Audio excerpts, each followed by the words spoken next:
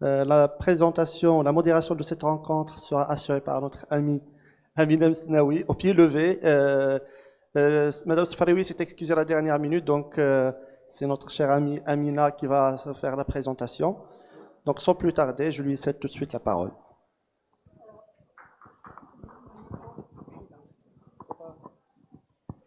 Bonsoir à tous, merci d'être là, merci à ceux qui étaient là tout à l'heure et qui sont restés, c'est très gentil à vous. Alors cette deuxième rencontre, c'est pour le livre de 50 ans d'art visuel au Maroc qui parle de la période 1956 à 2006. Ce qui est extraordinaire, c'est l'année de ma naissance, 1956. C'est super. Donc c'est un petit peu ma vie là que vous allez raconter à travers l'art. J'ai eu le plaisir de connaître Madame Dunia Ben Qassem il y a déjà plus d'une dizaine d'années, quand elle a sorti le dictionnaire des artistes contemporains au Maroc, ce qui était déjà un très beau travail.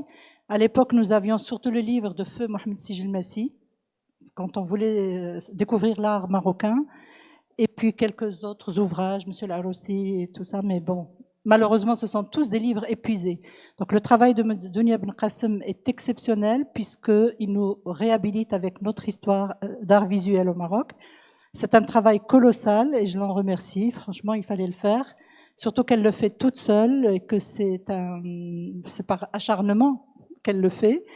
Et ça, ce n'est qu'un premier tome, les 50 ans d'art visuel 1956-2006. Elle a le projet d'en faire un deuxième qui verra le jour dans quelques temps, si elle arrive à trouver ce qu'il faut pour cela. Donc, merci beaucoup, Madame Belkacem. Je vous laisse le soin de nous parler un petit peu de ce livre.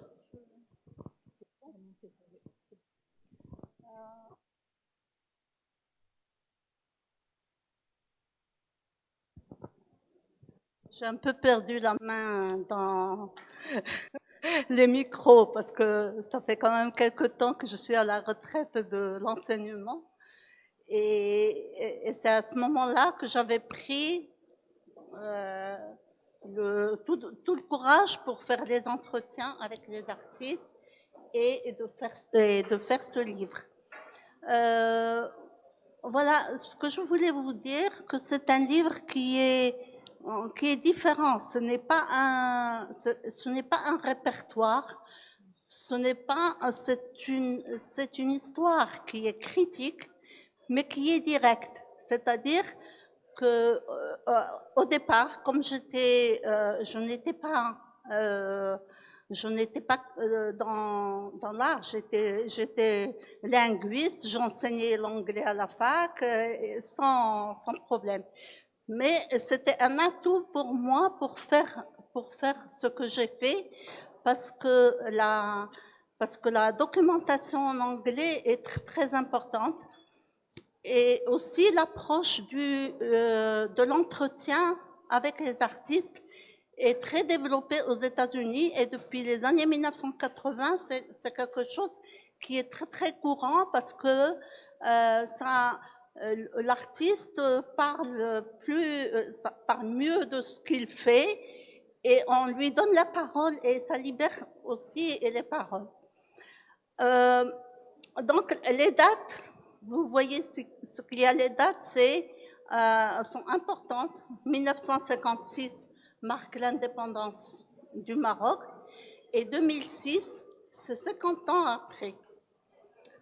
C'était avec un projet avec feu Mohamed Melihi, on devait fêter les 50 ans d'art visuel, faire des choses autour de 50 ans d'art visuel au Maroc. Et donc, ce livre se base essentiellement sur des entretiens. Et bien sûr, j'apporte moi des commentaires et les entretiens ont été au départ, c'était une expérience, je me suis jetée à l'eau. C'était pas évident d'approcher les artistes comme bon. J'ai connu des artistes au courant des activités comme je ne sais pas si vous connaissez cette exposition à l'hôpital d'enfants de Rabat. Elle est magnifique avec tous les grands artistes qui sont dedans. Je ne sais pas ce qu'elle est devenue, mais en tout cas, il paraît qu'elle est toujours là. C'est ce que m'a dit Bellamine. Donc, moi, je suis partie, c'était pas évident, et c'était à une période, c'est-à-dire que j'ai commencé les entretiens vers 2005. Et en 2005, à partir de 2005, il y avait ça bougeait beaucoup dans l'art. Et les grands artistes étaient là, il y avait vraiment tout ce qui a été fait dans les écoles des beaux-arts, surtout ce qui a été fait à Casablanca avec Chebam, Mlihi et Bilkahia, et aussi ce qui a toujours été fait à Tétouan, qui est une école qui a une base bien solide, parce que, et ça, je vais vous livrer un petit secret, c'est que la différence entre pourquoi l'école des beaux-arts de Tétouan était beaucoup plus importante et a produit beaucoup de gens. C'est parce que l'école de Tétouan était créée par Bertucci, qui n'était pas aussi colonialiste que Lyoté, qui a créé l'école des beaux-arts de Casablanca, et Lyoté n'a jamais accepté que les étudiants marocains aillent finir leurs études en Europe. Il y avait deux seuls qui ont fait leurs études en Europe, c'était Bilkahia, Farid Bilkahia et Hassan El-Glaoui. Tous les deux sont dans ce livre. Et alors qu'à Tétouan, Tétouan qui a été créé l'école Tétouan a été créée en 1947, pratiquement tous les artistes, tous les étudiants repartaient en Espagne pour finir leurs études, et ils revenaient à Tétouan pour enseigner, et c'est comme ça que l'école a gardé une structure beaucoup plus intéressante, pas intéressante, le mot est malheureux, mais il y a plus de fondations. Les gens sont là, ils ont du métier, ils ont aussi, c'est des artistes, par exemple, les artistes de Tétouan, ils sont très importants. Vous pouvez nous citer quelques... Pardon ? Vous pouvez nous citer quelques noms de l'école de Tétouan ? Alors, je vais vous citer tous les noms qui sont dans le livre. Pour ceux qui sont dans le livre, les artistes principaux sont Ben Chfaj, Saad Ben Chfaj, Mekki Mghara, Ahmed Amrani. Les principaux qui sont là, Bouzaïd est un peu d'une deuxième génération. Mais moi, je l'ai mis dans ce premier livre parce qu'il a été, c'est lui qui m'a informé. C'était un informant pour parler de cette école. Il a été d'une grande aide pour moi, pour connaître l'école, pour savoir ce qu'il fait. Et ça s'est prolongé. L'école de beaux-arts de Tétouan a donné beaucoup d'artistes, et elle s'est renouvelée. Les artistes partaient à l'étranger, ils revenaient, ils enseignaient à l'école, et à l'école il y a eu une relève. Il y a eu une relève comme Ouazzani, il y a eu des artistes du Maroc qui sont allés étudiés comme Sadouk, Abdallah Sadouk, Boujmaoui, et c'est des artistes bien installés, c'est des artistes très très... Et aussi, plus tard, c'est toute l'école de Tétouan, c'est tous ces jeunes comme Safa Rouas, Batous Hemi, Fouzi Atiris. Fouzi Atiris, il est parti, il est revenu, il est redevenu, oui, il a enseigné. Il y a toute cette... et en plus, il y a eu un petit passage de Feu Shba, qui était directeur de l'école pendant une certaine période. Et Shba, c'est un des artistes les plus ouverts que j'ai connus. Il était très ouvert, il était très... Et il a accepté que... parce que ils étaient déjà engagés, les artistes qui sont revenus de l'étranger ou qui se sont inscrits dans cette école, ils étaient beaucoup plus ouverts pour le volume, pour l'installation, pour les approches qui sont beaucoup plus actuelles. À Casablanca, il y a eu un peu de... Après il y a eu des artistes qui sont... Mais il n'y a pas eu comme cette effervescence qu'il y a à Tétouan. Et surtout ce qu'on voit aujourd'hui avec tous les artistes, toute cette pépinière qui a poussé à Tétouan. Vous savez, moi je suis chercheur. Je ne suis pas dans le fait de faire plaisir à qui que ce soit. Je présente les choses telles qu'elles sont. Peut-être que c'est pas très... Oui, alors justement, ce n'est pas comme les livres classiques qu'on a eus sur la peinture marocaine, comme ceux que je vous ai cités, qui étaient plutôt des monographies d'artistes rassemblés. Là, c'est vraiment un livre où elle raconte l'artiste, où elle vous parle de son histoire et de son travail. Donc c'est un travail plus encyclopédique qu'un travail de monographie. C'est surtout un travail vivant, parce que c'est l'artiste qui parle de ce qu'il fait, de son approche, de son parcours, et qui cite les événements historiques, les événements qui ont accompagné ce parcours. Je vais vous dire une chose, je vais vous livrer un petit, pas un secret, mais juste une anecdote par rapport à je n'avais pas, à l'époque, je n'avais même pas fait le dictionnaire. J'étais encore, j'étais enseignante à la fac, et puis je commençais à faire je me présentais chez les artistes pour faire. J'avais beaucoup d'artistes qui étaient mes amis, comme Passimi, comme Drissi, comme beaucoup d'artistes que je connais, Benjamin et tout ça. Alors les deux, je vais vous raconter l'expérience avec deux artistes qui sont connus pour être très très difficiles de caractère, c'est-à-dire l'expérience avec Belkahia. Moi, Belkahia, je le craignais, je me disais mince, il va jamais accepter de faire un entretien avec moi.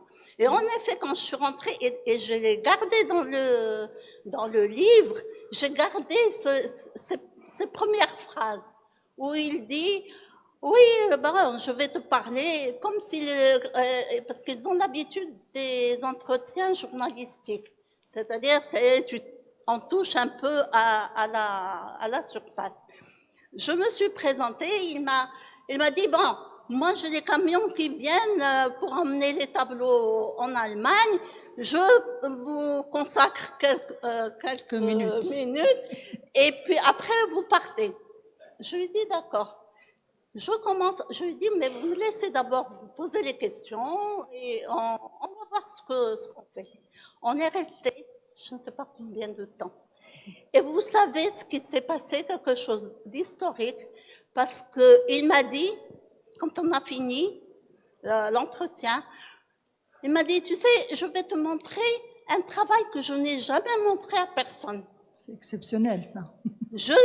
Je suis allée avec lui, c'était dans un bureau, sa femme était en train de travailler, et il m'a montré une peinture qu'il avait faite en 1953, quand Mohamed V a été enlevé, et les gens en train de regarder Qamar pour voir l'image de Mohamed V. Et il m'a montré aussi d'autres tableaux qu'ils ont. C'est à partir de ce moment-là, il m'a dit personne n'avait vu ces peintures parce qu'il y croyait pas.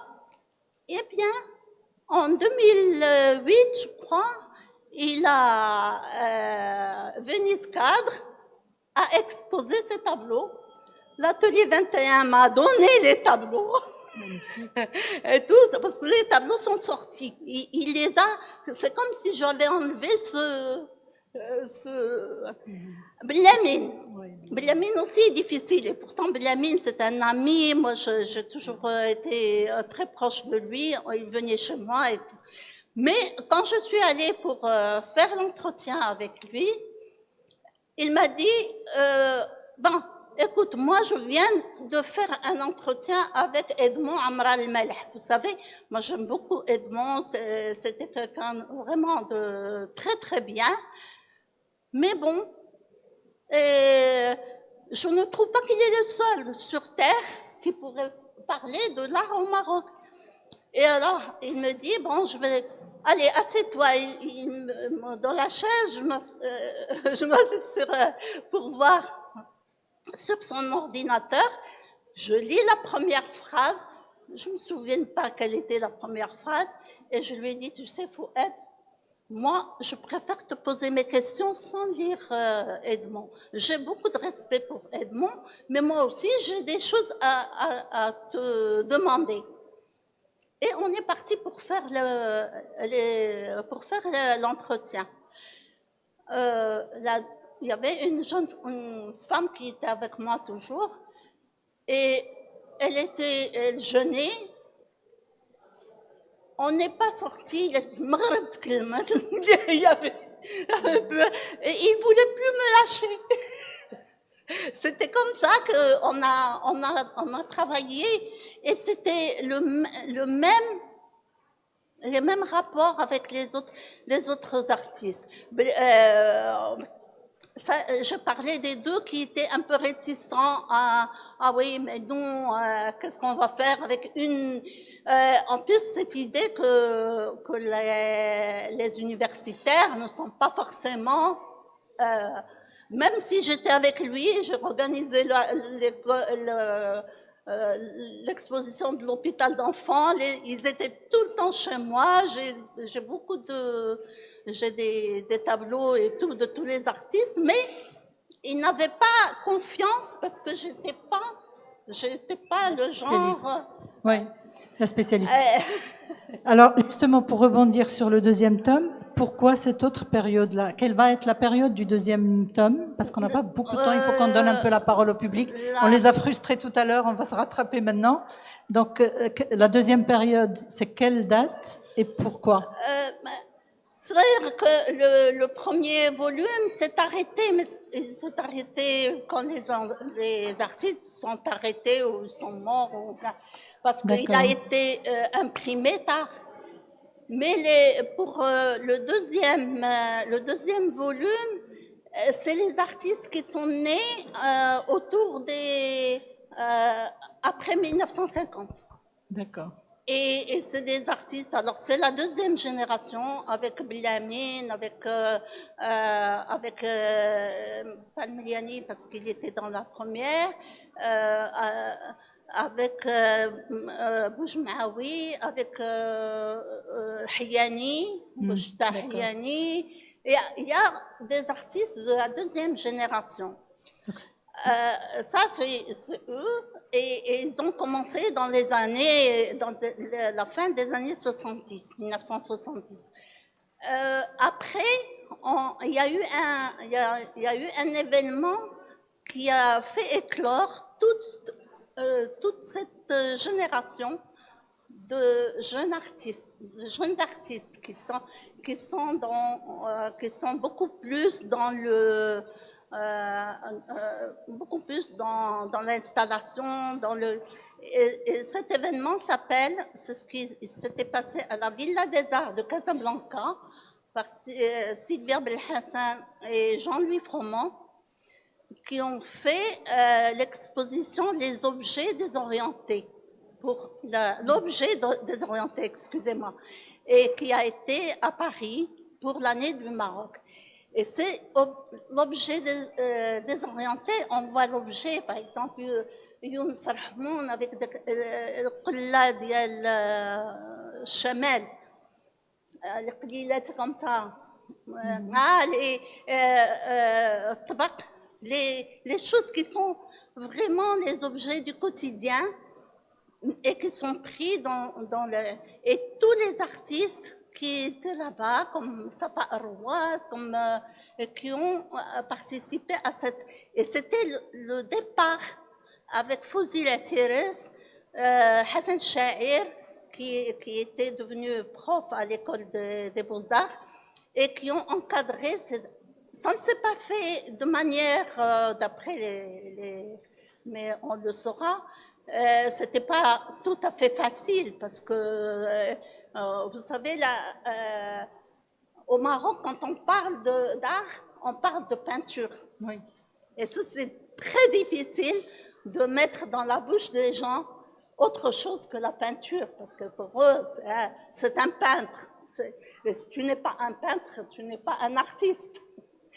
Et cette troisième et quatrième génération que j'ai, mais j'ai des artistes aussi qui ne sont pas passés par les écoles. J'ai, par exemple, dans la troisième génération, une femme qui est extraordinaire, un bout de femme comme ça, mais qui fait des sculptures magnifiques, comme Ekram Toubej, c'est énorme ce qu'elle fait. Elle a fait des forêts de sculptures dans les trucs. Et il y a Lalla Saïdi, qui est aussi dans le deuxième livre. Lalla Saïdi, son travail est connu mondialement. Et il y en a d'autres, je ne vais pas vous donner tous mes secrets. Il faudra les découvrir dans le livre. Donc, comme le temps passe, et c'est passionnant, oui, et on peut ne pas s'arrêter parce que c'est vraiment magnifique. S'il y a quelqu'un qui veut poser une question à Madame Belkacem, monsieur. Avec le micro, parce que je ne peux pas entendre. Je voudrais bien te poser cette question. Est-ce que vous connaissez Mademoiselle oui, il y a eu Madame Latifa Toujani? Il y a eu un malentendu avec Latifa, parce que je lui ai demandé, et je l'ai honnêtement, parce que moi je ne suis pas quelqu'un qui cache quoi que ce soit. J'ai mis Latifa Tijani n'est pas dans ce livre, parce que je l'ai contactée et elle n'a pas répondu à mon appel. C'est tout. Ce n'est la faute de personne. On va pas discuter de ça parce que si elle y est pas, elle sera dans une autre fois et c'est pas un problème. C'est un livre qui n'est pas exhaustif. Il n'y a pas tous les peintres, tous les artistes. C'est ceux que j'ai pu contacter. Et vous savez, l'entretien, c'est très très difficile. Et surtout avec les moyens que j'ai eus. Non, elle est dans le dictionnaire, bien sûr, parce que le dictionnaire est venu après les entretiens. Oui, bien sûr. Et donc, c'est quelque chose de... déjà, l'entretien dans les pays développés qui ont toute la logistique, il n'y a pas tous les artistes. Il n'est pas exhaustif. De toutes les manières, monsieur, dans une œuvre, il y a toujours un peu de subjectivité, donc il y a toujours un travail personnel, et on ne peut pas tout faire, on ne peut pas plaire à tout le monde, et on ne peut pas tout répertorier, il faut être soi-même une encyclopédie. Non, je réponds à ça, c'était pas du tout ça, au contraire. J'ai dit pas que c'était voulu. Oui. Au contraire, pour moi, ça m'intéressait d'avoir une femme dans comprends. J'ai une seule femme dans le premier livre. C'est Malika Exnay. Mais et Latifa, je connais son travail. Je sais qu'elle a elle mérite amplement d'être dans le livre. Mais elle n'y est pas, c'est malheureux. Tant mieux. Mais c'est pas grave. Une autre fois. Je peux poser Madame Belkacem. Je suis là. C'est qui? Ah, voilà. Ah oui. Oui. Alors, puisque vous connaissez tout le monde, Oh, bah, ça Puisque vous connaissez beaucoup de monde, beaucoup d'artistes, j'étais initié de l'art par une personne vers les années 60.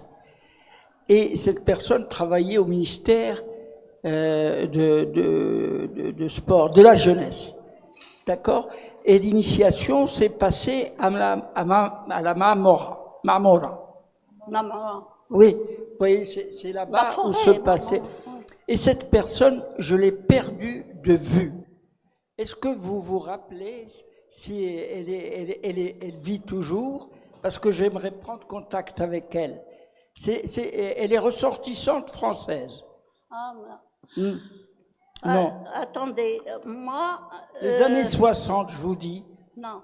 Non, vous connaissez. Parce que Je ne j'aimerais sais bien... pas, je n'ai pas entendu le nom. Hein? Il n'a pas dit le nom.